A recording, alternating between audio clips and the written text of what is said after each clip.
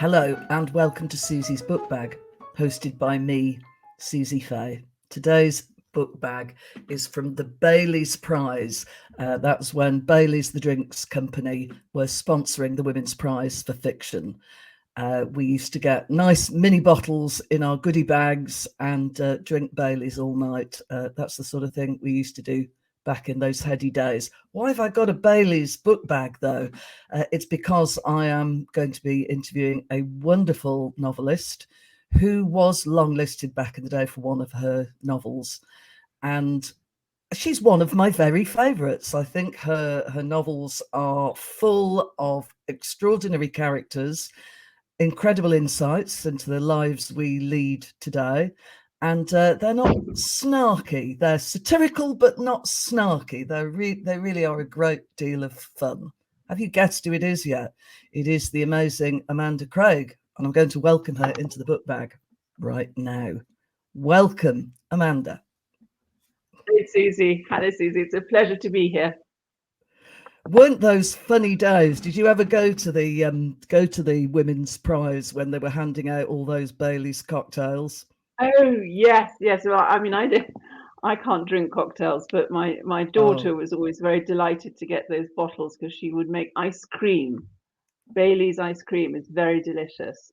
So somebody benefited. Yeah, no, they're great fun, and I'm a great supporter of the Women's Prize and have been right from its inception. Yes, it's been through different incarnations. It was the Orange Prize at one point. Bailey's. Before it was the Baileys, yeah. I think prizes generally seem to be struggling a little bit, which is very sad, and shrinking, and if not completely disappearing. But they were heady times while we enjoyed them. There was something about a room full of women completely kind of hopped up on sugar and alcohol. It was incredibly good fun. And books. It's not just about the drinks. Yeah, exactly. No, they were really fun nights, weren't they? Well, there's a storm going on outside. It's the second this week, but we're going to whisk ourselves off to Italy for your latest, Amanda. The Three Graces, set in Italy, a place you know very, very well. So you are known with your novels in the past to sort of throw a satirical eye on England and the state of England. But this has lots of people behaving badly in Europe, but Italy is a place you know really well, isn't it? Did you think I've got to go back there because you've set other novels in Italy, haven't you? I have. It's the third novel of mine that's been set in not just in Italy but in Tuscany, which is where I basically grew up because my parents left Britain when I was 6, and they lived there for 50 years. So I do know it very well. I think rather better than many other people who've set fiction there. And I love it dearly. But I do know the dark side of Italy as well as the more E.M. Forster kind of fantasy side of it. And this novel, The Three Graces, is set over 2 weeks of the Tuscan spring, which all spring everywhere is beautiful, but particularly in places like Italy, where it just bursts into the most incredible bloom, and it's full of wildlife. And in fact, when this novel opens, it's got a man who is a Tuscan man who can't sleep, partly because the nightingales have just arrived. And I know this scenario very well, where these birds just sing and sing and sing all night long, and it's half magical and half completely dementing. And this chap Enzo is so demented by it, and also very, very unhappy, that he does something absolutely terrible at the start of the novel, which kicks off the action, which is he's obsessed by the illegal migrants coming over from North Africa, and convinced that they're all criminals and they're all meaning no good to Italians. And he leans out of his window and he shoots one of them who's trying to get into his house.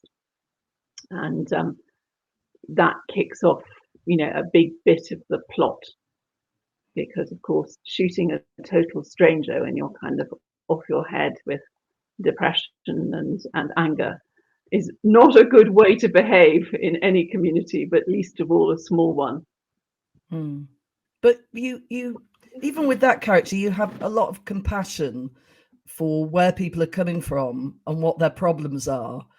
And it seems to me, you've given a lot of thought to what it's like for Italy to be on the front line in a way of wave after wave of migrants, and what it's going to do to a country that, in some the rural poor, for example, it can be hard to see how it's sustainable. So I'm just making a wider point about your characters and the compassion you have for all of them, really, even the ones who are spectacularly badly behaved.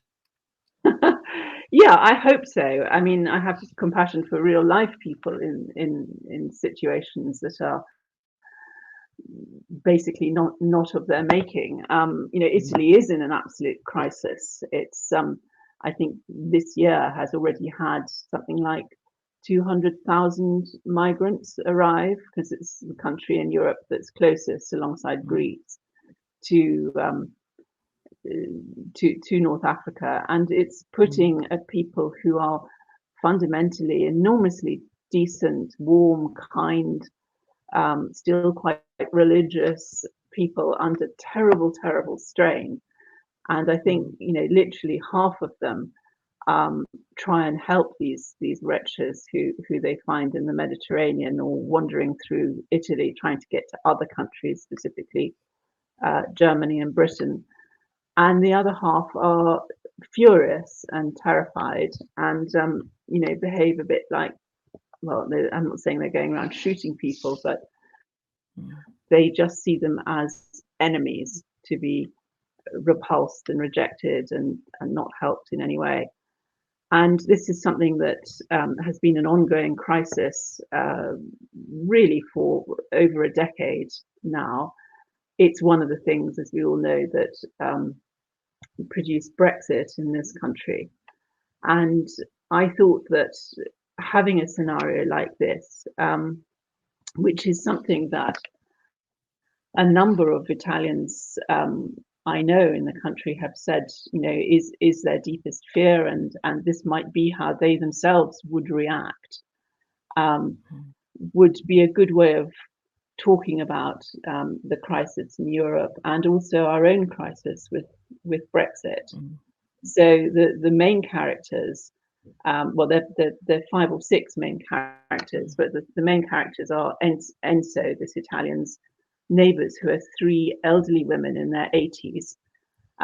One is an American psychotherapist, Ruth. One is an English aristocrat, Diana, and the third is a German concert pianist, Marta. And they all bring to this situation and the other big crisis that's coming over these 2 weeks their own various experiences of life and marriage and integration and indeed emigration to this situation. And I wanted to write a novel that was kind of like an inverse of Ian Forster's famous classic, A Room with a View, which many people will have either seen the film or read the book or both. But that has a love triangle between 3 young people, and it's got a cast of 3 older women in the background. And I wanted to flip that around. So although there's also a love triangle involving 3 younger people and indeed a wedding, I wanted to put the 3 elderly women at the center of this story. And that doesn't happen very often, does it? No, it doesn't. I mean, I think that recently there have been slightly more novels and films. I know there's the film of Tove Jansson's The Summer Book, the Moomin Troll lady, coming out next year with Glenn Close. And there've been various not terribly good American films about, feisty women friends. But I wanted to do something that, did give women an actual, agency, and also reflect the kind of 80-year-olds that I now see, because I think we still very much have the idea that particularly elderly women are all like Miss Marple. They're all these sort of fluffy, slightly demented old things knitting in a corner. Even if they haven't lost their wits, they're not really strong characters usually. And certainly the women I see, who are the first bit, as it were, of the boomer generation, they're not like that at all. They're the women who wore miniskirts and danced the Rolling Stones and, did extraordinary things. So I really wanted to explore this generation as much as a situation, in Europe and Italy. It was enormous fun to write. And I think a lot of people have really, thank goodness, enjoyed reading this book. It's very realistic. It's really, I mean, you don't idealize them. They have strong personalities, and they do have health problems. You're realistic in the way that you're portraying what it actually is like to be 80. It's not, you don't sugarcoat it either, and it becomes part of the plot. Their ups and downs. Yes, but so is their immense experience. So is the fact that, like a great many people who are in the boomer generation. I mean, I'm at the tail end of it. I'm in my 60s. They're in their 80s. They've done rather well in the post-war years. At least two of them are extremely well off by the standards of, anybody, but particularly the millennials and the Generation X, who can't in most cases afford to buy their own homes, all that stuff that we hear endlessly. And I wanted to also throw up that kind of battle between the generations. Are the old going to help the young as much as the young can help the old? So yeah, I mean, there's a lot going on in this book. But I hope it's all quite, effortless and entertaining to read, as well as perhaps thought-provoking and moving, because at the end of it, they are all facing mortality. Something that we spend our lives denying exists. I very much wanted to show how strong they are as characters. These three women are going to go on until they basically drop dead. They are I say that they're like a pot of soup that's been simmered, and the longer it's been simmered, the stronger the soup becomes. And it's like that with these characters. I do know people who are like that. My own mother is 96, and she's still she's physically frail. She manages to climb 2 sets of stairs twice a day, which is incredible. But she's mentally absolutely all there, and I think that's marvelous and should be described more in fiction, rather than this endless litany of they've all got to be demented. Yes, there's something about adverts. Older women in adverts are always, if they have any life at all, they're always eccentric, kooky. Yeah, it's kind of annoying the way the presentation is, that you have to wear silly clothes or have your glasses, have strange glasses or something. They've had rich, full lives, very different lives. They don't all agree with each other. and Yeah. they form this sort of strong. Are they the three graces that, I mean, you have this lovely cover, which of course is the Botticelli. Is that a Yes. kind of bit of an inspiration, this picture? Well, actually, it is on my screensaver, the Botticelli's Primavera, but I couldn't think of a way to put them on the jacket without making it look like an art history book. And my lovely designer at Abacus and I, you know, he's done several of my best jackets now, went through all sorts of agonies, you know, because the last two have been quite abstract. And I quite like that because I had a long battle to be jacketed more, as it were, as a man than as a woman with a kind of, you know, the usual sort of headless woman with pink lettering story, which, you know, has been the fate of too many women novelists. But then I realized when I was looking in utter despair at these three graces that if we put dark glasses or glasses on them and made them look a bit more modern, it would convey the general idea while also keeping the beauty. I actually wanted to give them grey and white hair, but the Uffizi Gallery, who own the Botticellis, wouldn't let us do that. So the hair had to remain all kind of lovely and Botticelli-ish, but we were allowed to put glasses on them. And I think a lot of people have loved this cover, thank goodness, and seen that it's funny.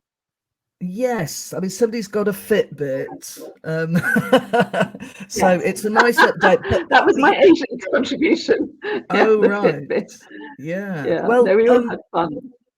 there is a character though who one of the younger characters who bears a kind of Botticelli resemblance, and also has lustrous long hair. And this is a character, I mean, I love this for a modern touch. She's an influencer. Yes. Yes, Tanya. Tanya Well, the I think influencer. Tanya the influencer. My novels, as those who've read other books, I mean, they are all part of a novel sequence. They are all interconnected. So minor characters become major ones and vice versa. And Tanya actually first came along in my second novel that was set in Italy called Love and Idleness, about a group of middle-class people on holiday in Tuscany. And she's a child when you meet her there, but now she's 25 and grown up and you know, working as an influencer. And her blessing or her curse is that she's extremely beautiful. She looks just like Botticelli's Venus, you know, with a torrent of wonderful hair reaching down to her knees. And she's someone who I started off actually really rather disliking, because I don't know how many really beautiful people readers have ever encountered in their life. I mean, beautiful, not pretty, which is the actually the stuff that makes life easier for you, if you're lucky enough. But real beauty is actually, I think, a kind of curse, because all people can think about is how beautiful you are. You know, sort of they suck the oxygen out of the room. And that puts them in this terrible bubble in which things seem very easy. You know, all sorts of things, from, you know, getting a table in a restaurant to, you know, getting lots of, like Tanya as an influencer, getting lots of free stuff just fall into her lap. But she, as a result, is really rather awful and very bad mannered and entitled. You know, she's been in this bubble of her beauty. But as I went on writing this character, I began to think, why is she quite as she's not exactly rude, but she's really off to people, including her fiance's grandmother, Ruth, who's one of the three graces. And I gradually, the more I began to research real life influencers, the more I realized something absolutely awful about them, which is that a great many of them, I don't think it spoils the plot to know this, seem to be on the autistic spectrum. And partly because of this, they are extraordinarily vulnerable. And something appalling has happened to Tanya as a teenager, which we do find out, that I think does make you sympathize with her and realize that, as the three Graces, the three old ladies know, if her marriage to Ruth's grandson goes ahead, it will be an absolute disaster. She actually is with the wrong man. So there is a romantic element to this story, although it's not the central bit, perhaps, of the whole novel, that I hope people will enjoy. And that was actually also inspired by the Botticelli Primavera painting, which is very mysterious and absolutely beautiful. And also faintly sinister, because the more you look at it, the more you realize that although it's a celebration of spring, and people also think it's a metaphysical representation of a marriage, possibly to a Medici, there are various kind of symbolic flowers in the background and the foreground. It's the grass is black and the leaves are black, and actually this is as much a painting about death and also possibly coercion, because the bride in the painting, you see the bride twice. First time on the right as this nymph screaming in terror and vomiting flowers, who is a version of Floris. And then she's transformed into this beautiful woman who's very, very famous with, who's handing out flowers with slightly shorn hair. And the three Graces are dancing to the left of that. So, it's possibly a painting about a marriage that's not necessarily going to be happy, that's been coerced, which of course has been the fate of beautiful women for many, many hundreds of years. So I wanted to save Tanya from this wedding that, if it goes ahead, will be a disaster. And how that comes about in the 2 weeks is very much part of the plot, and how the three old ladies help her realize who she really loves is not the grandson. Yes, so there are other gentlemen are available. Other gentlemen are available. It's tightly plotted. And do you know where you're going from the start, or do you think, well, I'll just throw these characters together and see what they tell me, see what they want to do? How does it work? I can't. I mean, I'm going almost mad writing a new book, and people think that you must know everything about the plot, and I don't. I know what the beginning of a book is, and I know how it has to end. But how I get that plot to work, how I get from A to Z, is the most monumental labor. It was so in the case of this book. I mean, this book was easier because I had the Botticelli painting to kind of guide me, and that was a big help. I did write this book during lockdown, so it came really quite fast for me, because I can take 5 years over a novel. It doesn't all come out in one easy rush. But it was a lot of fun to write this, partly because I love Tuscany so much, and I love, that setting. And I had the Botticelli to guide me. Each major character, in fact, corresponds to a character in the novel, including the blindfold Cupid. Yes, Cupid is firing an arrow and doesn't necessarily know where it's going. That's going like Enzo with his gun. Yeah. So all these things were little clues. But other novels have taken longer, and what annoys me is that I have spent my entire life fighting for plot and storytelling to be taken seriously as a high literary art, not just a craft as it's often dismissed as.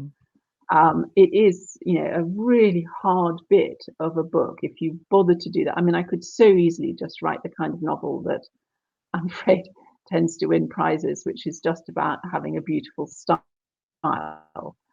and All atmosphere. perhaps some sympathetic characters or atmosphere, whatever. And what I'm trying is to do those things and tell a story that people will love and remember. And it is extraordinarily hard to do, and is largely unappreciated so far, except by my lovely readers, who do completely get it. And that's different. And I think that might be, my heroes are people like Dickens and Trollope, and indeed E.M. Forster, and a whole lot of thriller writers, people like Mick Herron, most recently. I think there are some state of the nation thriller writers. It's not just a literary form.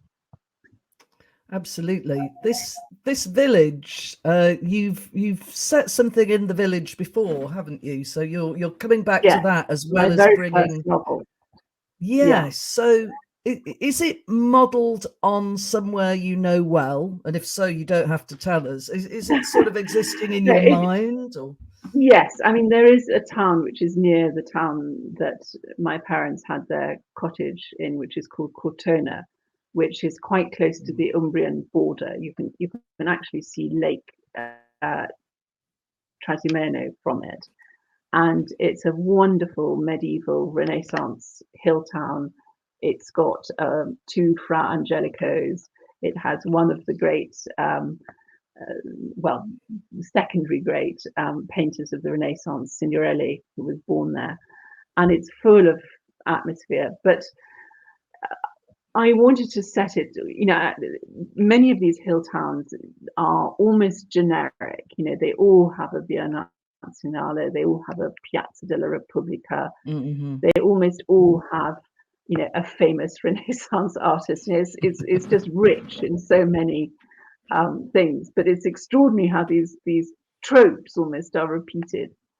So I didn't want to make it Cortona per se, or any one of the dozens of other towns. I think that, like basing a character actually on a real person, that can be a bit boring and insulting. I just wanted to have fun with this imaginary place.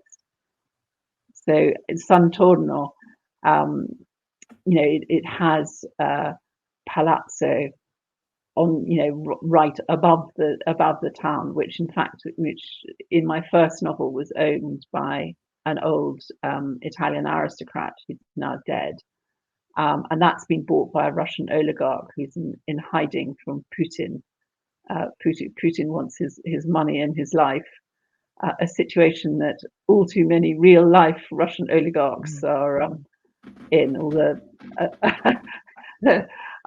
my publisher's lawyers were crawling all over this book to make sure that nobody thought this was Lebedev, who does have a palazzo, but on the other side, crucially, of the Tuscan-Umbrian border.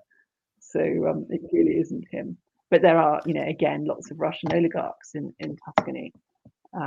It's not just one particular one that British people know about. There is a lot of humour with Tuscans versus Umbrians in the book, and yes, they take a dim view of one another, don't they? Well, Tuscans are notoriously snooty about other Italians from other parts. I mean, Enzo's fulminations about, how coarse and rough Umbrians are, and how the Milanese are practically Germans and the Romans are Africans, and the Neapolitans are definitely African. Yeah, I mean, I've heard so many Tuscans say stuff like that, and I find it hilarious and a bit sad. I mean, it's something that the Italians themselves called campanilismo, which is you only like and trust other people who are literally born within the sound of your own church bells. So that is ripe with comedy, and of course, in a novel that's partly about racism and prejudice. Everybody is partly from somewhere else, and everybody is prejudiced or suffers from prejudice. And I thought that was a comic note to add to, what in other cases, and in the case of other characters, quite a serious theme. I do like mixing comedy and seriousness. It is a highly risky thing to do, because there are sadly all too many literary critics who think that if you have any jokes, just as if you have any romantic element in your story, then you must be writing a lesser kind of fiction or commercial fiction rather than literary fiction. But I look very much to people like Dickens, who had all these things in his novels, and is, probably the greatest novelist we've ever had. He is my hero. And again, with judging prizes, literary prizes, comic novels very rarely win the big prizes. It's a long time ago that I judged. I think I judged the Whitbread Novel Award, and we certainly shortlisted Barbara Trapido. And I think there was some comment at the time that Barbara Trapido, it was a comic novel, and I don't think anybody seriously thought it shouldn't stand there and be on the shortlist, but it seemed to raise eyebrows. And it was The Travelling Hornplay, which is just a fantastic novel, however way you look at it. But I think that's why they have the Woodhouse prize, isn't it? So it has its own prize. Yeah, but that's not really. Yeah, but it's not really respected, that, and it's often not given to particularly funny novels, which I think is rather negates the purpose. No, I mean, I think it's completely ridiculous, Suzi. Laughter is an essential part of life. It's the thing that makes the human condition more bearable, and almost all great writers, including people like Tolstoy, include humor and satire in their novels, even when people think of them as tragedians. I'm just aghast at the way people read so with so little perception and discrimination and taste, because it's it's all part of the same thing that if you are a serious writer, you're constantly addressing, which is the human condition. What is it like to be alive now? What is it that matters about characters and their decisions? What how do you have a moral intelligence or moral development? Laughter has to be part of that. If it was good enough for Shakespeare, why isn't it good enough for the 21st century? Thinking back to Love in Idleness, weren't you riffing on a Shakespeare comedy for that? Oh, have I come back? Yes, that is my latest book. Yes, you've come back. Love in Idleness is very much a riff on A Midsummer Night's Dream. That's which I adore. Yeah. But Midsummer Night's Dream is a great comedy, but it's also a great serious comedy, because you move the situations of those characters just a fraction, and what you have is a terrible tragedy. You have the wrong people falling in love with each other, being coerced into marriage in the case of the Shakespeare comedy. You have people being corrupted by money or by social ambition. I mean, there are lots of things that are really dreadful. And I had this sudden brainwave where I realized that you could have, a group of modern adults on holiday in Tuscany, and the children could play the role that the fairies play in Shakespeare. And so there is a love potion which may or may not contain Viagra, which causes all the three couples to split up and reform. So I just thought that was fun. But to me, it is a romantic comedy, but anything to do with love is not just very funny. It's also potentially absolutely disastrous and tragic. I'm just back from lunch with a close girlfriend, who's yet another person whose marriage has gone splat, and that I take the suffering that sort of thing causes immensely seriously, as I think any person who cares about other people do. I don't think romance, as it's called, or love and marriage, are trivial subjects. Yet somehow we're supposed to laugh. Yeah, I mean, not laugh at them, but treat them as if they're something frivolous. It's really not.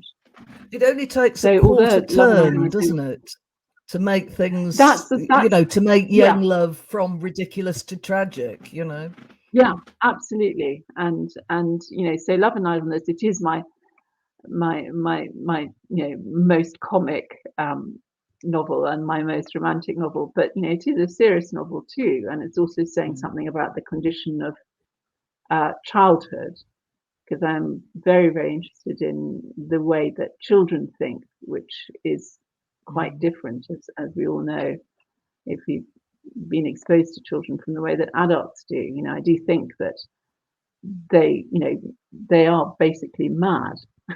And you have to grow into sanity. And that too is something quite important. It's quite, quite a painful process, as anyone who remembers their teenage years will recall. I do like writing characters who change a lot in the course of my novels. I quite often have people who, as in my first novel, Foreign Bodies, begin as quite difficult and obnoxious, and who become, bigger, better, saner people by the end. Because I think that's a journey that we all make if we're lucky. If we get the chance, yeah. If we get the chance, but it's very, very important to try. And the people who really are tragic, either for themselves or for other people, are the people who don't try and who don't make that journey and who stay stuck in a kind of rut. Now, before we started filming, a little dog kind of trotted across the floor there, and he's gone off for his supper. You've oh right, so you actually put the dog in the book as well. So, or there's a dog that's very much like your dog, I think, in the book, which is quite good fun. Yeah. Well, each of the three women, one of the things that unites them in friendship is that they all have a dog, and each dog is very different, as the three women are, and that each dog is kind of telling the reader something about the character's essential nature. So Ruth, the American psychotherapist, has a Cavalier King Charles Spaniel who is kind of modelled on mine. And he's very beautiful and terribly spoiled. And Diana has this Labrador who she says is her husband's, who's been a former hunting dog, but is now rather kind of old and fat and did her back in. And Diana has a little white terrier who everybody absolutely hates, everybody except Marta, who adores him and thinks that he understands every word she says. And these dogs also do kind of play a part in the plot. They are agents of the story. Now, I am a dog person, and I do love dogs too. But it was fun doing that. And I think when animals appear in stories, they should also have a role to play. They shouldn't just be there as decoration or. Well, I think the trouble is that they're often just there so that they can die at some point, and that's a kind of bit of cheap emotionalism. It's a bit of a sort of basic novelist's trick. So actually, when I see a dog or a cat appear, I do sort of think, how long is that for this world? So I love the fact that these little busy dogs just kind of trot around being dog-like, and it's completely adorable. And it's another it's another way of looking at beauty, isn't it? This spoiled, beautiful dog. It seems to be a kind of reference in a way to the influencer as well. That they, Yes, yes, you know, very if they is, are yeah. adored, then you know what sort of effect it has on their nature. Yeah. So I think I'm sort of nearly ready to wrap up. I just wanted to say a couple of things about your very good friend Kate Saunders, who Yeah. is mentioned. I think she's one of your three graces, isn't she? Yeah. Yeah. She's one of Kate the recently dedicatees. died. Yeah. She's one of the dedicatees. I wondered whether she'd read the book and whether you discussed your work with her generally. Yes, no, we were each other's first readers, and she did read a kind of pretty much finished version before she died. And she was always so wonderfully encouraging. She always put her finger on, you know, what wasn't working in a book. I mean, I had probably less influence on her marvelous children's books than she did on my adult one, because mostly because they didn't need. I often stopped her from killing characters off. Ah. That's usually my role as a reader with my girlfriend's books. But she was very wonderful, and so pleased that she left us one last children's book, which I know is going to be wonderful, called A Drop of Golden Sun, which Faber are publishing next March, I think it is, which is inspired by The Sound of Music. We discussed Yes. our novels years before we wrote them or finished them. She'd been thinking about that novel for at least 12 years and talking about it. And I actually kind of originally had the idea that for the novel Five Children on the Western Front that she went and wrote, not the really clever bit, which is imagining the five children being old enough to become embroiled in the First World War. But we both, as North London girls, were obsessed by E. Nesbit and you know, the Five Children in It books. And Nesbit describes the five children living in a street that is literally just around the corner from mine. So I kept saying, well, maybe we could write a sequel, you know, because we're constantly talking about that sort of thing. Yeah, it's very, very heartbreaking to lose an extremely close friend. I mean, she was my best friend, and a great loss. But she had multiple sclerosis, so to die from cancer was at least a more merciful death than that. Yeah, it's a very sad loss. She was a wonderful person, and I was delighted to see, you know, it's just been recently announced that there is one more book to come. So I think that will be very, very, very special. So I am going to wrap up. I think I sent you my three questions, and I wondered whether your artwork was in fact going to be the Botticelli or whether you have chosen something else. It would be the Botticelli. I mean, you know, there's so I'm an obsessive kind of art lover, and I'm always haunting various galleries, and there were literally hundreds of other paintings that I could have chosen, but it would be the Primavera. I just love it so much. It's so mysterious and beautiful and haunting. And you've stood before it. You have seen it. I've stood before it in real life many, many times. Yeah, and one of the sort of rather mad things we did during lockdown, when we you know, our house is fallen to pieces like everybody's Victorian house, was to get our bathroom wall papered with a gigantic blow up of Botticelli's Venus all along. So it's kind of twice as big as the actual painting. And it's absolutely fascinating looking at this woman who, you know, supposedly the most beautiful woman in the world, because when she's enlarged, she's absolutely grotesque.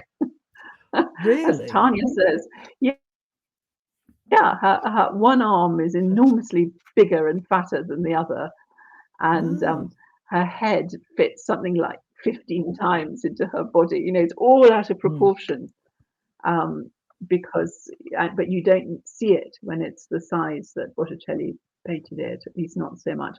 And everybody's got the same hands and feet, which are quite obviously modelled on the artist's own. It's fascinating to see. I mean, we're getting bored with it now, so we'll probably get rid of it and have something else that's a bit more abstract. So yes, it would be that. But marvelous. We'll let you have that. Is the Primavera absolutely enormous when you see it? No, it's about it's not absolutely enormous. It's not quite life size. It's about I always get muddled up between meters and feet. It's about, I would say, 4 feet by 6 feet. So, you know, 2 meters by 3 meters roughly. So it's slightly less than life size, but it is a very intense experience standing in front of it. One of these days, I'll go. I'll see it for myself. Yes, the next thing is about the book that you haven't got round to reading yet, and perhaps guilty about.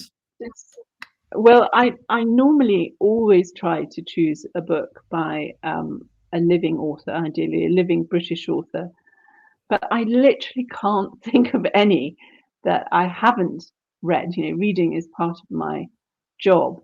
So I think the one that I'm going to choose is Vasily Grossman's Life and Fate, because he, you know, it is a kind of monumental Russian State of the Nation novel set in the siege of Stalingrad, Battle of Stalingrad.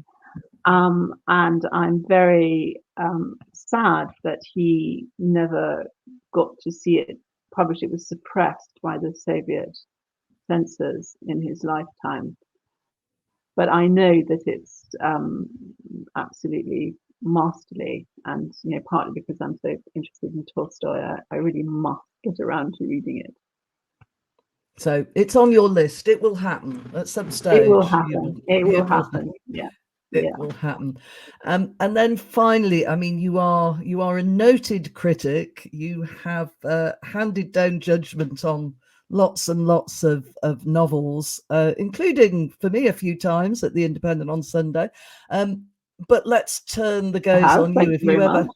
Have you ever had any really funny or bizarre criticism of your books? How are they reviewed generally? I think they're reviewed pretty favourably. No, generally, I could not be happier or more grateful for the people who've done me, and that's been, you know, I had the most horrific debut you could possibly imagine. So you know, I feel that everything after that is a plus. I mean, I was somewhat taken aback, to put it mildly, to find in an otherwise very glowing Telegraph review of The Three Graces, the critic concluding that it was essentially lightweight. And I don't know how, this was someone called Suzi, who's normally quite sensible, and I don't know quite how she arrived at that conclusion, given that the novel ends with one of my 3 old ladies possibly on the point of death. I think she maybe took the love and marriage subplot a bit too much to heart. I'm not quite sure, but you know, the central characters are these 3 elderly women, and I was quite annoyed by that, as I'm sure she knows by now, because I don't exactly keep quiet about these things. I do want people to enjoy my books and to laugh and to get very involved with them and to be, you know, delighted when things turn out well by them. But, you know, to lose sight of the seriousness at the heart is always kind of irritating and dismaying. So that was a pain. But there are very serious issues in the book. Yeah, and I think it's probably it's this admixture, isn't it, of that maybe people don't understand that there's also social comedy, but social comedy, I mean, Jane Austen did social comedy, and it had an edge to it. You know, it's how Well, she's we also live one of our my heroines. lives. Yeah. Yeah, of No, but course. she was dismissed, Suzi, for a long time as well. You know, and it is always a very dangerous thing. You know, particularly, I'm afraid, if you're a woman, that you know, people think that you know, if you have any element of comedy and romance, you can be dismissed as trivial or frivolous. And you know, it took the better part of 2 centuries for Jane Austen to be seen as she was, but people still haven't seen that you know, her opposite number, as it were, George Eliot, was not only extremely serious and philosophical, she was also extremely funny. You know, people always miss that about her, and I can't you know, for the same reason that, you know, a serious intellectual woman can't possibly be funny or satirical, and she was both. Well, I think life is both funny and tragic and ridiculous and serious all at once, and the novel is capacious enough to reflect all of that, isn't it? I totally agree. I mean, another novel that I really admired in the last year was Barbara Kingsolver's Demon Copperhead. You know, the riff on David Copperfield. And I think the best bits of it, I don't think it's a perfect novel by any means, but the best bits of it in the first half, they are hilariously funny as well as totally heartbreaking. And that is life. You know, that is the life we're all, you know, trying to make sense of, and turning to books not just to escape from,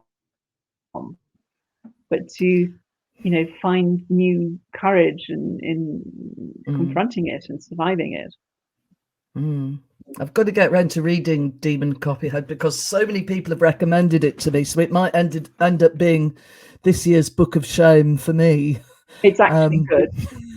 But when I was a literary editor, you just send, you know, you get your reviewers to read for you, and then you shamelessly take on their opinions as your own, and it sounds like you're incredibly well read. But yes, I'm leading on people like you, Amanda, to give me a steer. No, I mean, I actually have a resistance. Oh, no, but you know, I was kind of avoiding it and cross because, of course, as a great Dickens fan, you know, I thought, how dare this American woman take one of Dickens's, you know, best novels and so on. And then so many people, including my husband, who's also a great reader, said, no, it's really good, you've got to read it. And then I began it, and of course, once you begin reading it, you can't stop. So, you know, she's a great storyteller. Yeah, maybe that will be my Christmas book then. Maybe but I'll at least read it she was over the allowed holidays. to be taken seriously. Wow. Yeah, Yes. I hope so. You know, I don't think there's anything else I've read that's really, yeah. I mean, you know, you have good years and bad years in fiction as well. I mean, I'm also quite annoyed by all these, you know, what you might call fan fiction. These books that are riffing off other great classics. So there's one that's come out this year by Sandra Newman called Julia, which sounds utterly appalling. You know, the 1984, you know, the woman's version of. Oh yes. Oh okay. Yeah, I do think Sandra Newman's incredibly clever. I mean, if anybody can pull it off, she can. But yes, it doesn't sound like a very promising idea, does it? It's not a promising idea. Well, it's just, it sounds like it's sort of all idea. Yeah. And I just think that people ought to, you know, I did it myself, of course, for as I said, my lightest novel, Love and Idleness. But you know, I think that if you're trying to write serious fiction, well, I think, you know, you need to have a really good excuse to do that. And you know, and huge talent, and she is very talented. But the Kingsolver is an absolutely model version.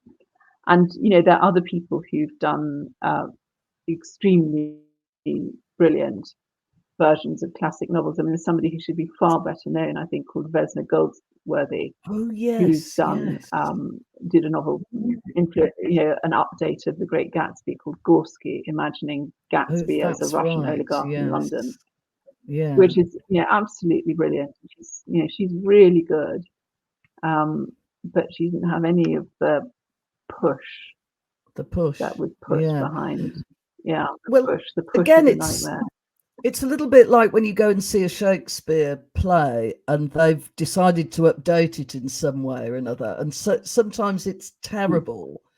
And sometimes it really, really works. So Midsummer Night's Dream that I saw years ago at the Regent's Park Theatre. No, well, that one was brilliant actually, with all the acrobatics and the that fabulous, was incredible. and the gender swaps. Worked brilliantly. Yeah, this one was at least 20 years ago, but it was at the Regent's Park Theatre, and it was set in the 60s, and Oberon was the Maharishi. And it was just fantastic. He was a guru, and the fairies were the flower children dancing around. And so good. Play, and the Theseus is, So sometimes you just sort of think, oh no, what were they thinking? But if it really works, there was the straight world and the hippie world of the fairies, and just how absolutely brilliant that was.